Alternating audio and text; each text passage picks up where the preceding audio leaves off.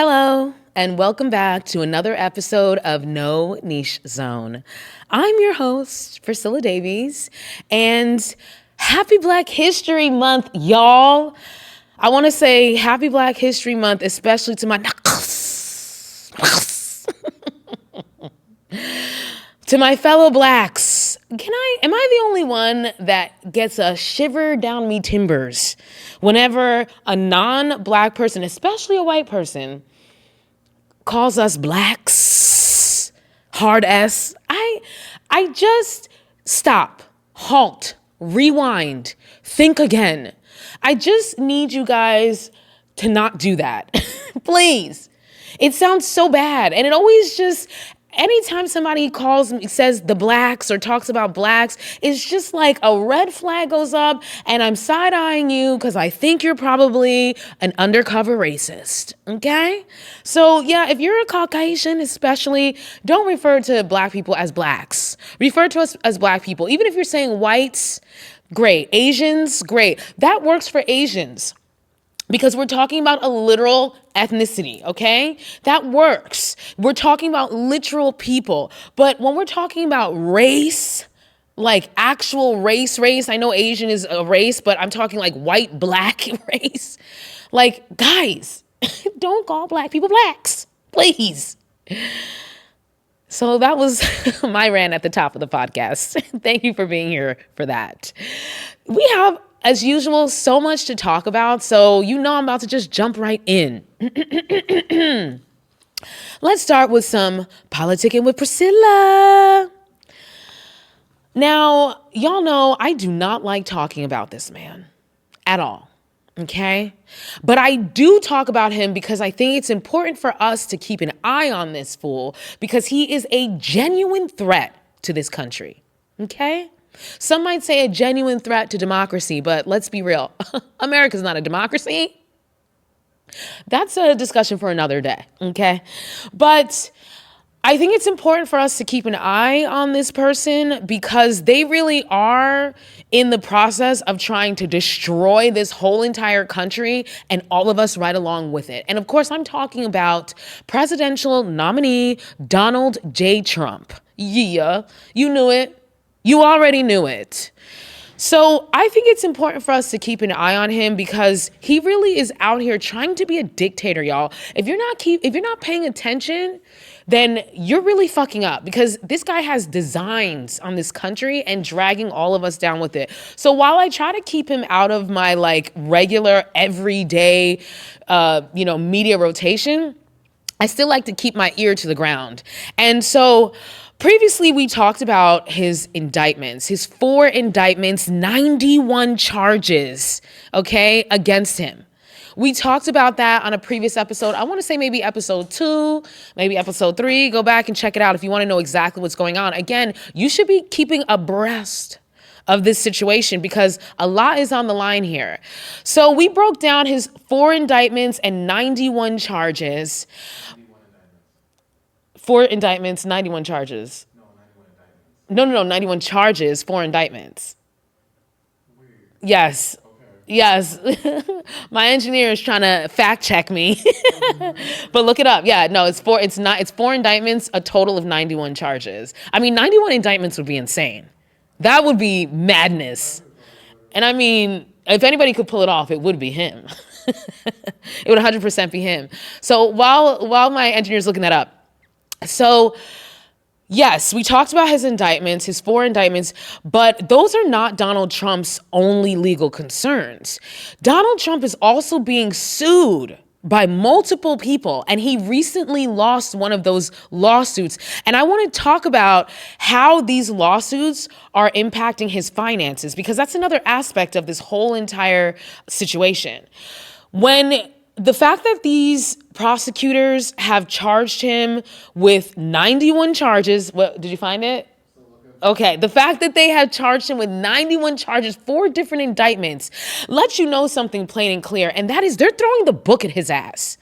They're trying to take Donald Trump down, and they don't want to, they said, we charge you with 91 charges, we leaving here with something. We leaving here with something. I'm leaving here with something. That's what all of these prosecutors are saying.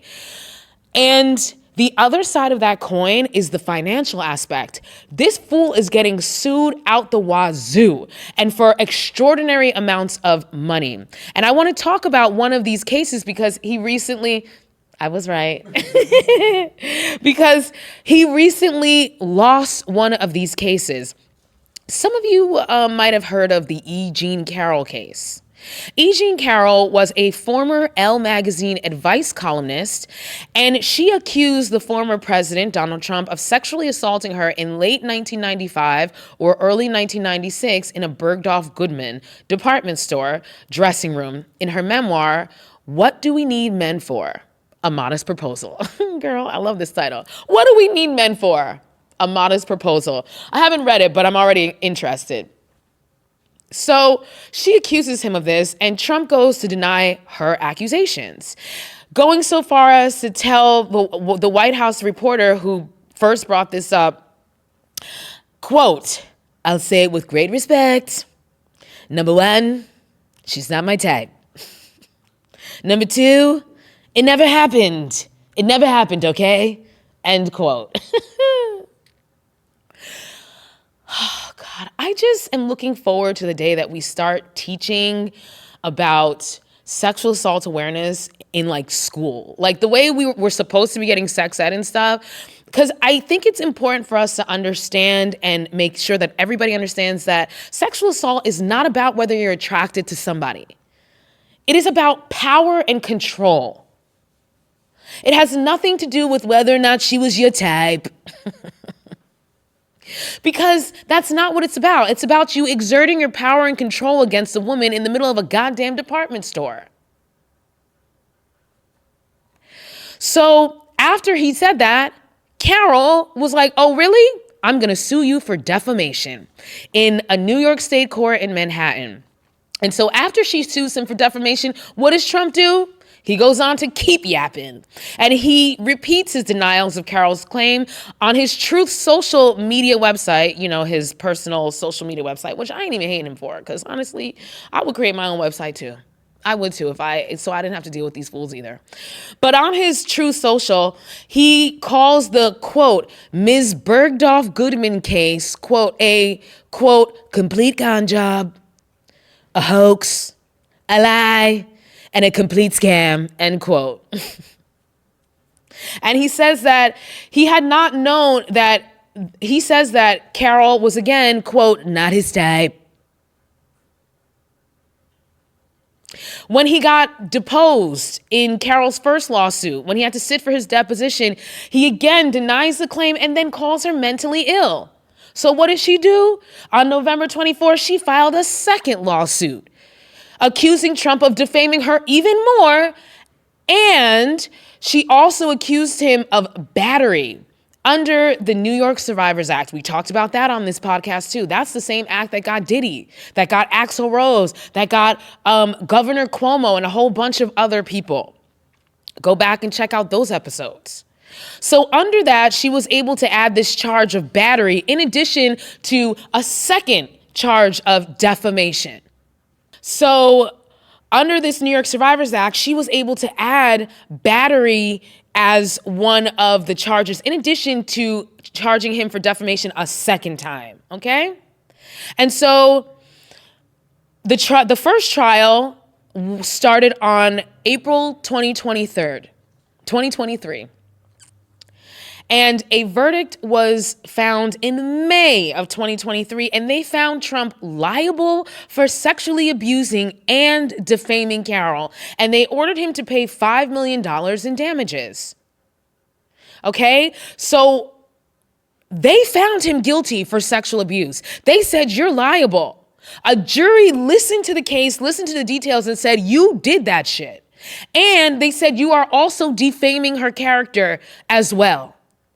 And they ordered him to pay $5 million in damages. Trump appealed the decision, and he made an unsuccessful counterclaim.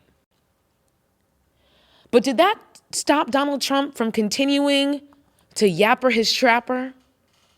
Of course not. Of course, Donald Orange Man Trump would never let a measly court judgment silence him. Please. Please. By the opening statements of the first trial, by the opening statements of the second trial in January of 2024, Trump had made 22 posts about Carroll ahead of the opening statements of that trial. Not one, not two, 22 posts continuing to defame this woman. The second trial started in January. On January 26th, the jury deliberated for 3 hours, so it didn't take them too long. And guess what? They awarded Carroll, in that case, $7.3 million in emotional damages, $11 million in reputation-related damage, and $65 million in punitive damages, totaling $83.3 million. And that's in addition to the $5 million he was already charged with paying. So that's $88.3 million that this man is on the hook for because he couldn't keep his trap shut. He did it to himself. How you gonna be on trial for defamation and then continue to be defaming the same person that you're on trial for while you're on trial? I mean, hello? That $65 million, they were like, how are we gonna get you to shut the hell up? Oh, that's right, we're gonna have to make this an exorbitant amount because that $5 million didn't do nothing. And of course he appealed, but here's the gag. Of course he said he's going to appeal, but here's the gag. If he appeals, he got to put down on that $83.3 million. He has to put some money down into a pot so that in the event that he loses that appeal, the money is ready to be sent off to her. And it's not a small portion. It's going to be a considerable portion of that $83.3 million that he's got to put up for collateral if he wants to file. They're coming for him. They're trying to chop him off at his knees. And this isn't the only major case where money's on the line. Remember, previously we talked about Trump's fraud civil case in New York. Judge Arthur Engoron has already found that Trump and his company deceived banks, insurers, and others by massively overvaluing his assets and exaggerating his net worth on paper used in making deals and securing loans. So this guy, we talked about this in the indictments episode, he exaggerated his wealth, which is like, okay, what's the big deal? Yeah, it becomes an issue when you use that exaggeration to go and secure loans. That's when it becomes fraud. And it's not just like degular exaggerations. For example, his penthouse, his New York City penthouse, he valued it at 33,000 square feet when it's really 10,000. Yeah, come on now. How are you going to, that's not an accident. That's not an accidental overvaluation. That is you intentionally trying to deceive people. The judge also, so he's already found him guilty for that. The judge also has already ordered that some of Trump's business licenses be rescinded as a punishment, making it difficult or impossible for Trump to do business in New York. So not only did he find him guilty, but he's also already taken away some of his business licenses, so this fool can never do business in New York again. And what's the only question that's remaining is how much is he going to penalize Trump? And the New York Attorney General, Letitia James, is asking for $370 million. When her original estimate was $250 million. She went from estimating 250 to actually asking for 370. That tells you that she knows something. And again, she trying to leave here with something. She's trying to leave here with something. Because even if the judge slashes this, he's still going to have to come out of his pocket a grip.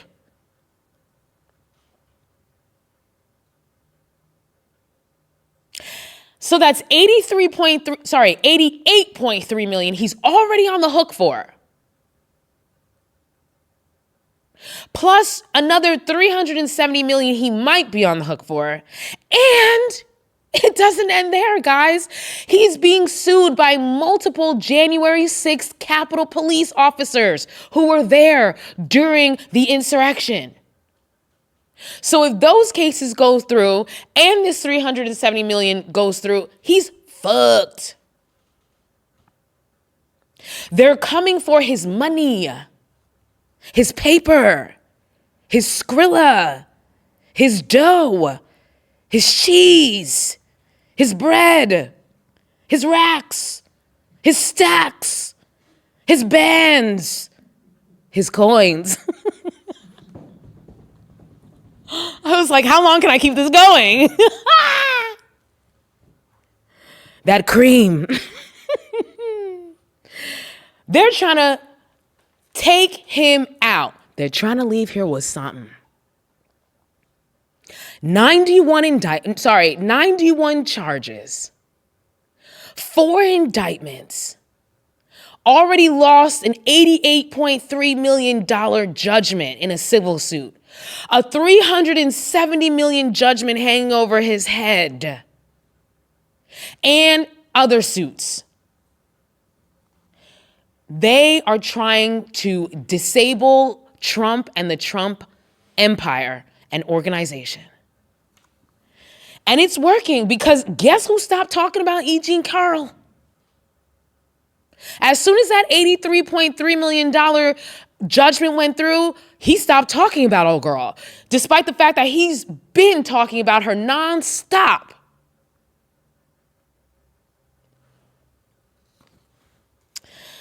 I said in one of the first episode of 2024, I said that I wanted to make some predictions, and I'm going to make my first prediction here.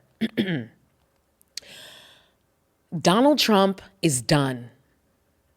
He is finished. 2 or 3, I'll be generous and say 5. I'll be generous and say 10 years from now, if he's still alive, let's put that out there. 10 years from now, we're going to be like, Donald Trump who?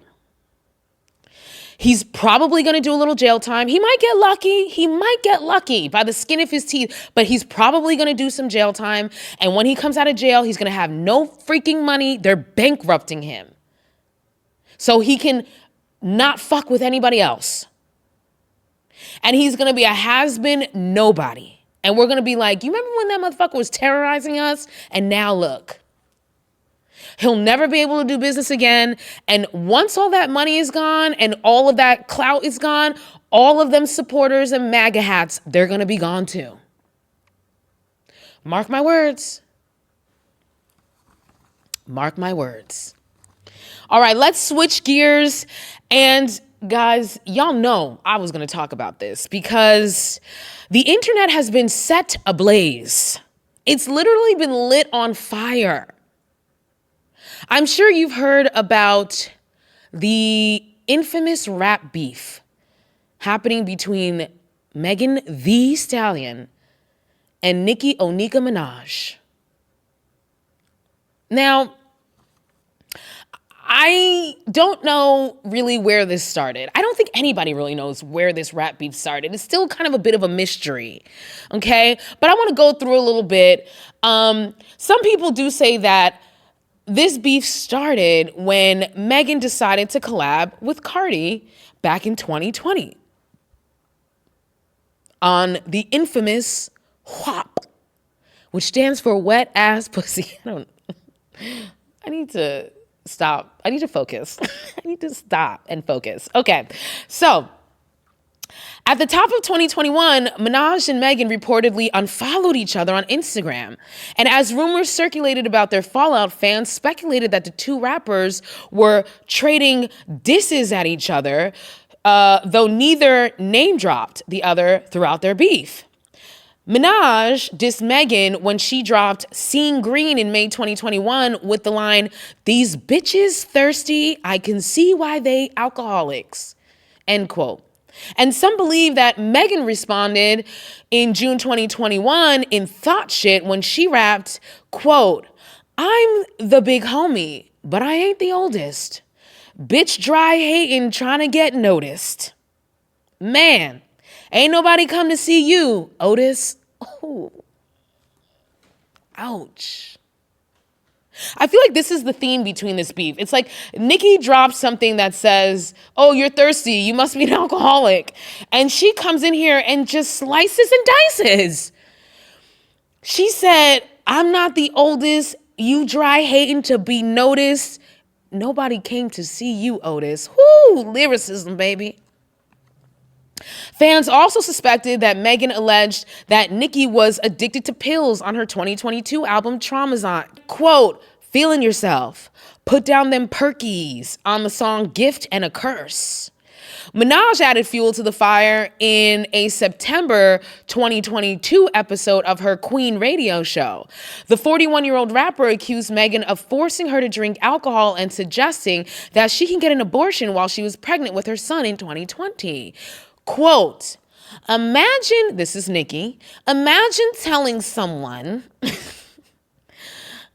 I'm not going to do it. I don't want her barbs to come for me. "Imagine telling someone you didn't want to drink," I can't stop, "because you were at the time possibly pregnant, because you were actively trying to have a baby. And imagine if that person said, 'Oh girl, you can go to the clinic,'" end quote. Now, listen, I wasn't there. I don't know what happened. This is just like a weird thing. I don't know, like, what is going on in this scenario?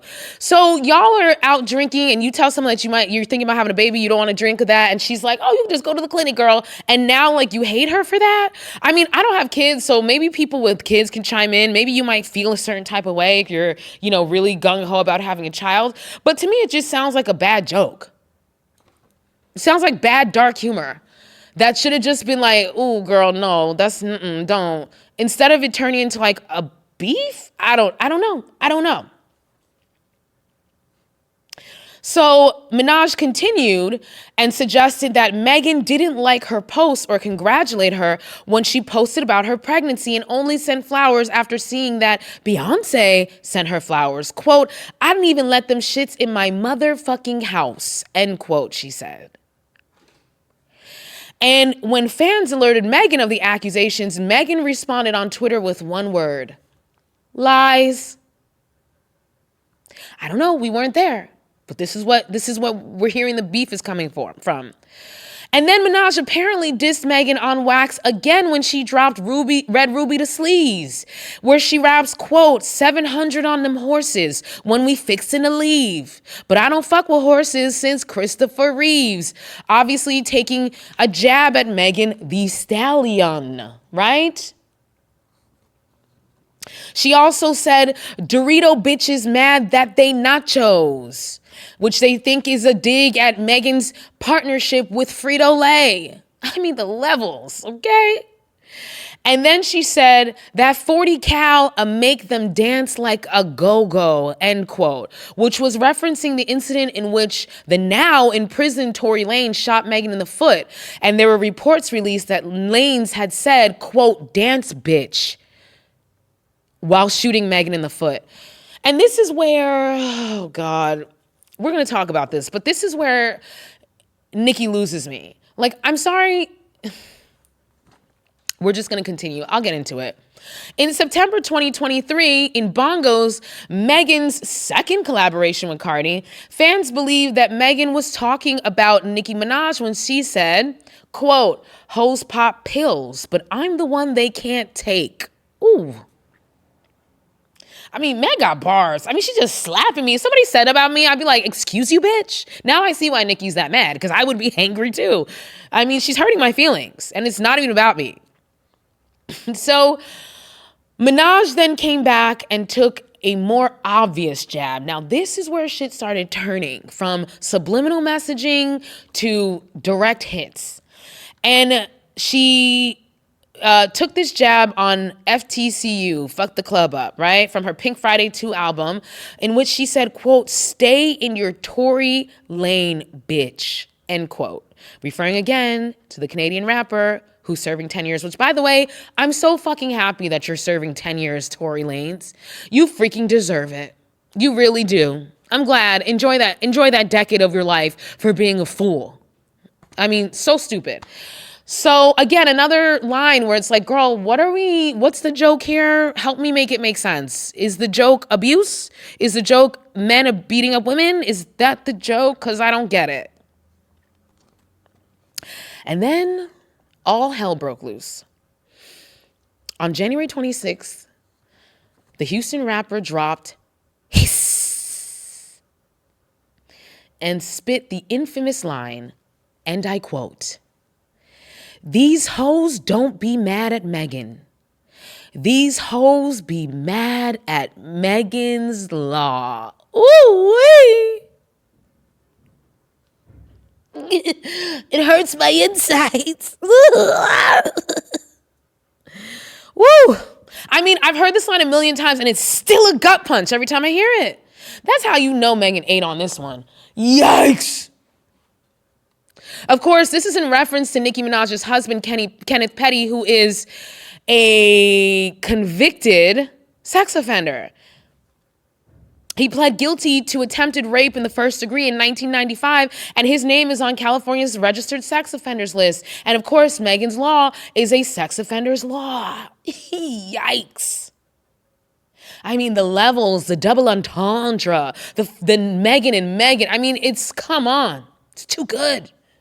And so Nicki lost her shit and ran to the internet like a mad woman and did a faceless live. You already know it's bad news when they can't even show their face in the live, where she ranted and raved like a literal lunatic.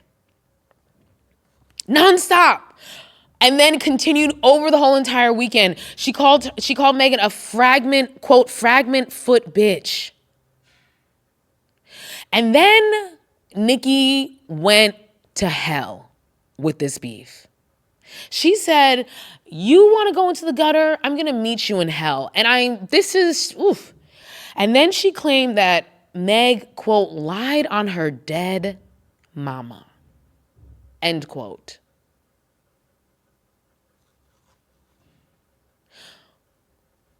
Why are we bringing up dead parents, especially when your parent just recently passed as well?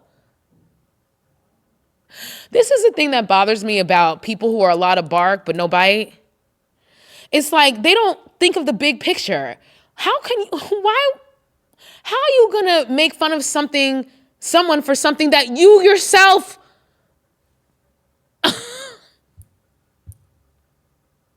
you're just opening yourself wide up for that counterpunch.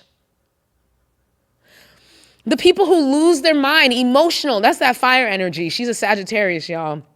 Them fire signs, it's like they don't have no...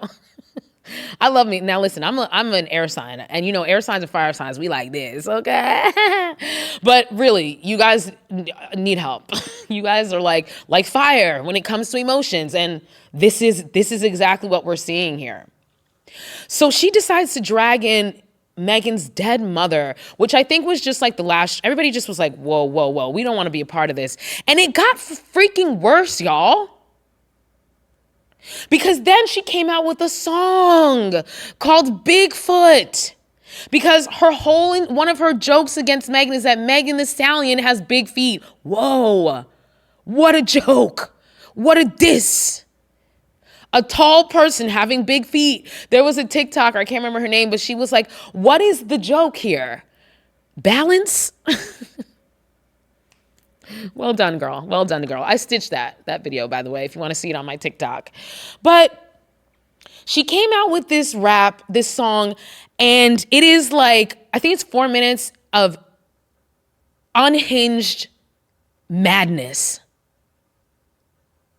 There's definitely parts where like the beat's kicking and she's spinning. You're like, okay, you starting to get into it. And then suddenly like she veers like on a hard left and starts like, and listen, we know Nicki Minaj is known for all her funny little voices and shit. Like, you like, that's part of her artistry. But no.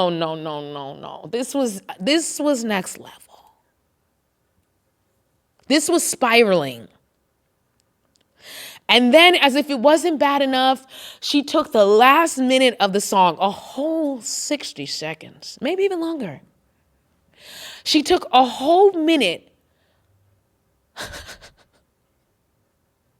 to talk angrily into the mic. Like she was leaving a mean voicemail on Megan's voice messages. Girl, a whole minute of her talking like this. And let me tell you something, Megan. You don't want me. Like, it was so unhinged, yo. I was like dying of secondhand embarrassment listening to this. And let me tell you what I never did. Listen to it a second time. And I don't freaking plan on it. That part, okay?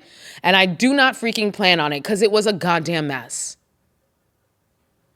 And as if things couldn't get worse, the beef bubbled over to Nicki Minaj's stans, the Barbs.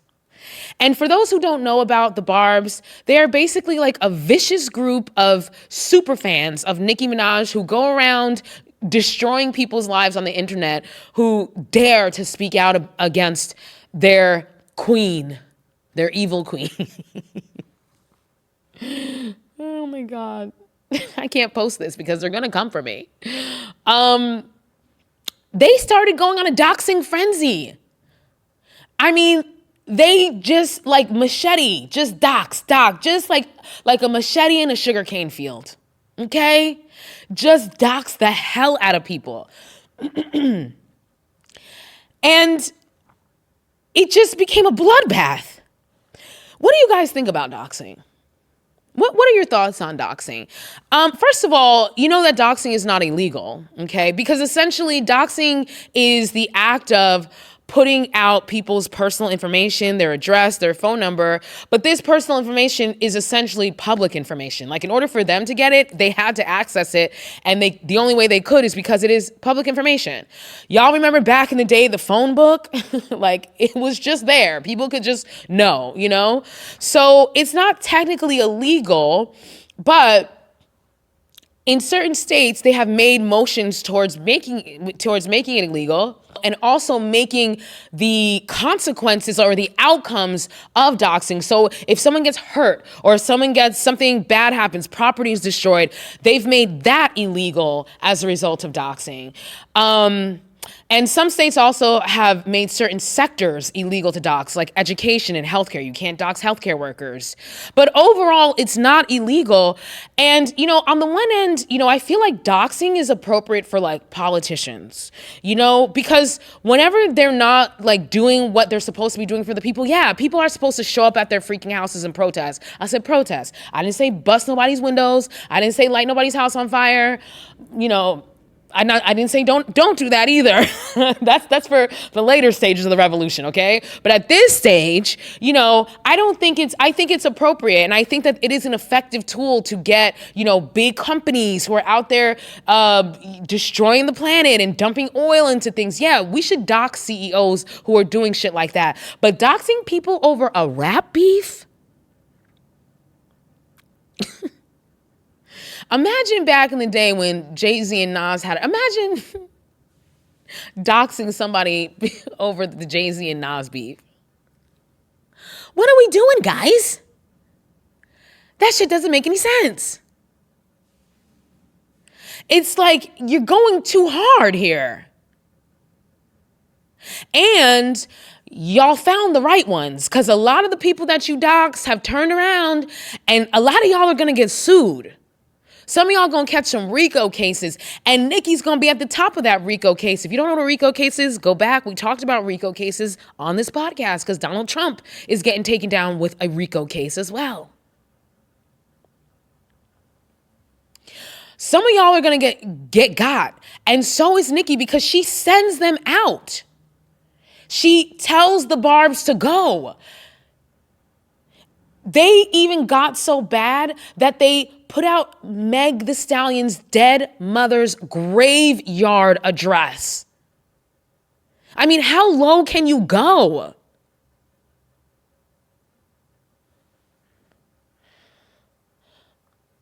But one angle that I feel like has not been addressed with regard to doxing is the fact that doxing has not been illegalized in part because our leadership is so goddamn old and out of touch. The gerontocracy, where we literally still have people in the silent generation still in office. How are you in the silent generation and you're still working? I think the youngest people in the silent generation are like 78. It's time to sit down and take a nap. We got multiple octogenarians in government running shit, like top level brass. So that's one of the reasons why we don't have laws against things like doxing, because they are behind the times. They don't understand that newfangled internet stuff. That's one of the reasons why these companies out there can be selling our private information left and freaking right. That's why if I freaking buy something from one company, suddenly my whole entire inbox is full of spam. And that's totally legal because the gerontocracy needs to catch up. Really, they need to let go of the reins and let some people who know what time it is step up and create protections, because we're getting screwed on the internet because these tech bros are taking advantage of the gerontocracy who are not regulating them. And maybe one day I'll do a deep dive on that because that's one of my beefs, yo. Because it applies not just to the internet, it applies to things like apps and stuff. The way these these DoorDashes and Uber Eats, the way they just be treating their customers like dirt, paying their people like dirt, like stealing people's this. It's like, it's because there's no regulation and oversight because the people who should be doing the oversight are out of touch and lost. Dianne Feinstein, rest in peace. But old girl, worked on a Saturday and died on a Sunday. May not be accurate, but that's the point that I'm making, okay? For all you people who need to be your exact. I'm gonna move on. So yes, that's another aspect that I think has not been addressed is people should be protected from things like doxing, and we would have that protection if we didn't have our elders holding on to power for their lives. All right, guys, let's get into this last story I want to talk about. I want to talk about the male loneliness epidemic. What is it? And is it real? And of course, y'all know I'm gonna say, hell no, that shit ain't real. Hell no. It's not real. But let's get into what it is, okay? So I'm sure you've heard about it because this is the new hot thing to talk about, the male loneliness epidemic. Basically, according to media, according to podcast bros, men are suffering from loneliness at an all-time high rate, and it is negatively impacting their mental well-being and their physical well-being. And also, it's part of the reason why we're seeing so many of these violent acts from men. Shooting places up and violence in the home, et cetera, right? So everybody's been talking about what can we do? What do we do about the male loneliness epidemic? Well, my first question is it real? And I'm going to, in this essay, I will prove to you that it is in fact not real. First and foremost, the reason why the male loneliness epidemic is not real is because it literally does not exist. Literally. I'm not talking figuratively. I mean, it literally does not exist. According to the 2022 Cigna Group report on the, quote, loneliness epidemic, 57% of men and 59% percent of women reported experiencing loneliness. And this is a study that was taken over the course of several years. So right off the bat, women are, even though it's, first of all, we're pretty much the same, and women are slightly higher. But there's a male loneliness epidemic. I'm confused. Also, there are substantial demographic variations in loneliness as well, with regard to race, socioeconomic status, and physical ability being more significant factors than gender.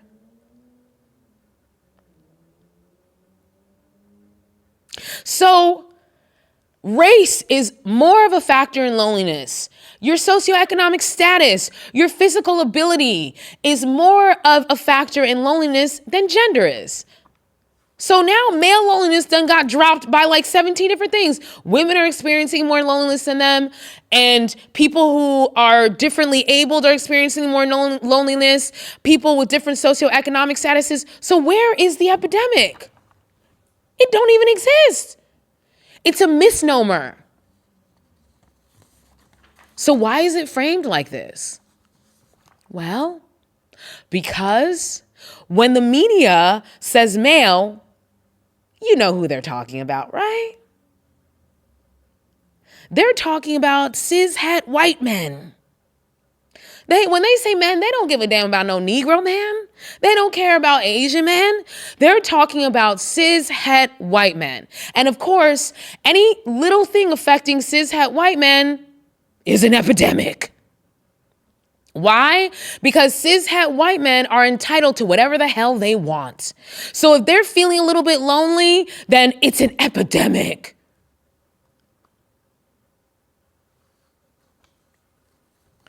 You know, straight white men are entitled to having all of their desires met in life. And any shortfall of that is deemed a crisis.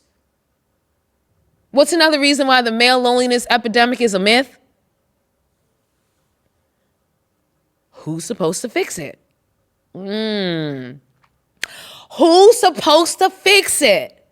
Because according to Podcast Bros and according to the mainstream media, it's women's job to fix the male loneliness epidemic. Of course, the burden falls on women because we're supposed to be providing unlimited sex. Right? We're supposed to be providing unlimited emotional heavy lifting. We're supposed to be a container for trauma dumping.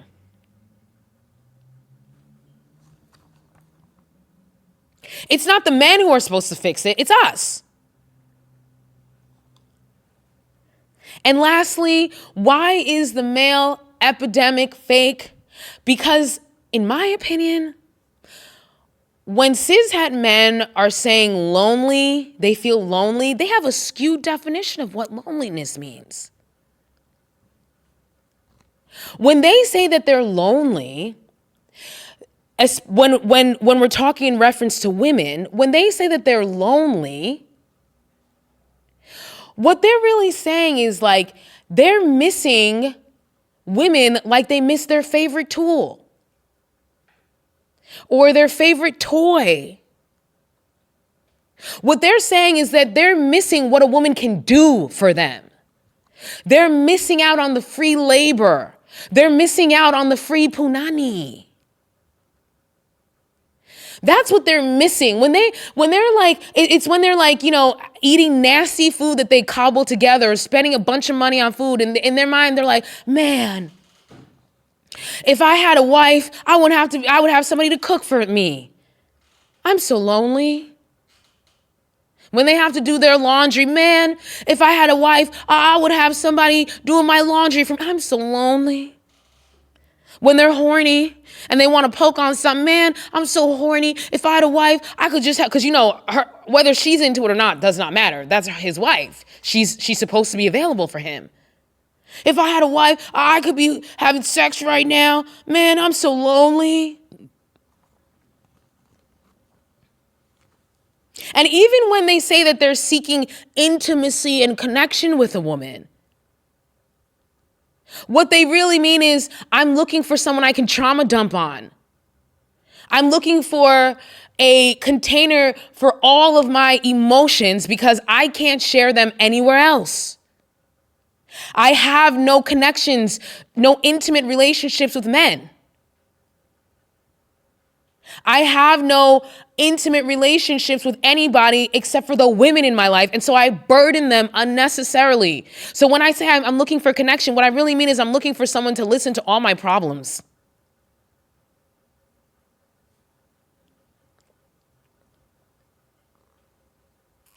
Because we know that being a wife is really a job title.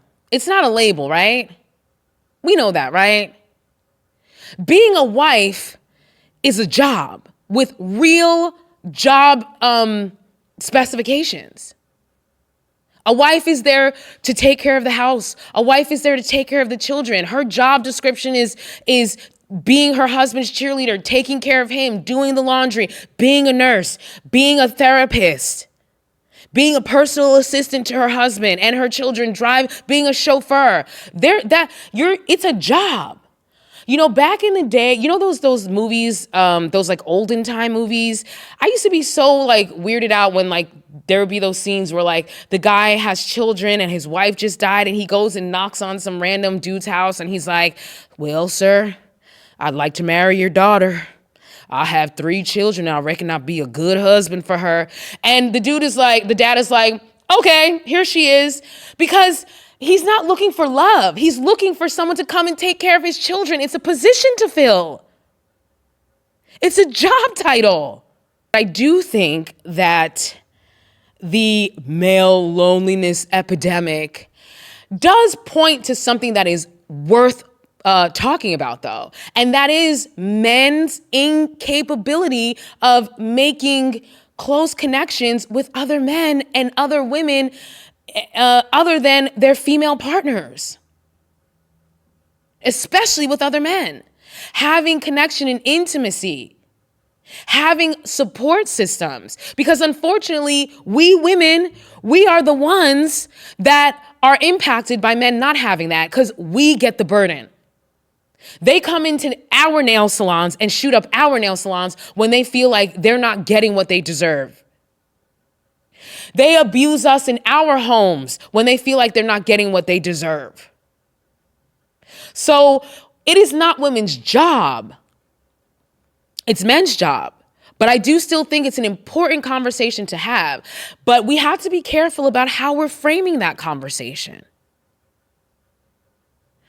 We have to be careful about it and not to frame it in this sus-ass way that A, is exaggerating a phenomenon that's really not there, and then B, putting that burden on women. Because bringing all this up didn't lead men to being like, I guess we need to start going to therapy, dudes, bros. Let's start going to therapy and like figure it. No. It led to them getting on podcasts and talking about how there's no traditional women anymore. And that's why I can't get my dick wet. That's what the fuck they did. So in conclusion, heretofore with, the male loneliness epidemic is a myth, but it's still a myth pointing to something we should still pay attention to. And by we, I mean men, cis-het men. This is your work to do. Guys, we have come to the end of another episode. Thank you for joining us here at No Niche Zone. Of course, please follow the podcast at No Niche Zone Pod across all platforms. Definitely check out my YouTube. I'm having a lot of fun over there. And come check me out over there. Subscribe. You can follow me, Pris the Goddess, across all platforms. I'm especially on TikTok talking shit, so come find me there. You can find us on Discord. And of course, send your listener letters to nonichezone@gmail.com. That's it for this episode. We'll see you next time.